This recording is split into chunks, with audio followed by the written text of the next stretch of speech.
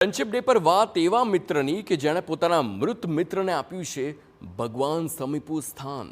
જી હા, મિત્ર માટે કહેવાય છે કે મિત્ર ઢાલ સરીખો હોય છે જે દુઃખમાં હંમેશા સાથ આપે છે।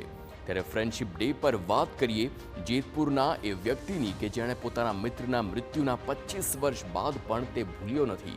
જેતપુરમાં સ્મશાનમાં અનેક દેવી દેવતાઓની મૂર્તિ છે અને આ મૂર્તિઓમાં એક મૂર્તિ તમને અલગ નજર પડશે।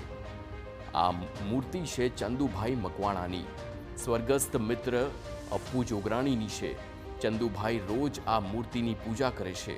કોઈ પણ નવો ધંધો કે વેપાર કરે તો તેનું નામ પણ પોતાના મિત્રના નામે રાખે છે, જેમ કે અપ્પુ કન્સ્ટ્રક્શન, અપ્પુ ફર્નિચર।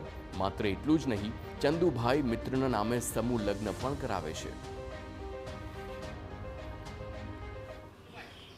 અને મને એવું અંદરથી આમ મારા આત્માને એમ કીધું કે મારા દોસ્તારની મૂર્તિ મારે મેકવી છે। અને મેં 2016માં અપ્પુભાઈની મૂર્તિ મેકી। આજે 9 વર્ષ થઈ ગયા। હું અપ્પુભાઈ પગે લાગવા આવું, પૂજાપાઠ કરું છું, એને પૂછીને બધા કામ ધંધા કરું।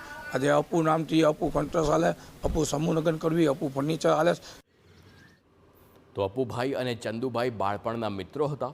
ચંદુભાઈ પોતાના કામ ધંધા માટે જેતપુર આવી ગયા હતા। ત્યારે બગદાણા જતી વખતે અપ્પુભાઈનું અકસ્માતમાં મોત નીપજ્યું હતું, પરંતુ તે બાદ ચંદુભાઈને સતત તેમના મિત્રની યાદ આવતી।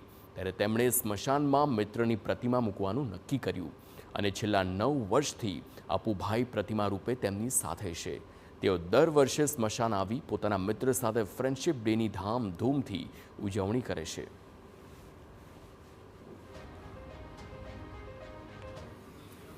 ચંદુભાઈએ મિત્રતા નિભાવી છે, કારણ કે આજે એમના મિત્રની વિદાય થઈ એને લગભગ 24-25 વર્ષ થયા, પણ એકેય દિવસ એવો ન હોય કે ચંદુભાઈ એમને યાદ ન કર્યા હોય।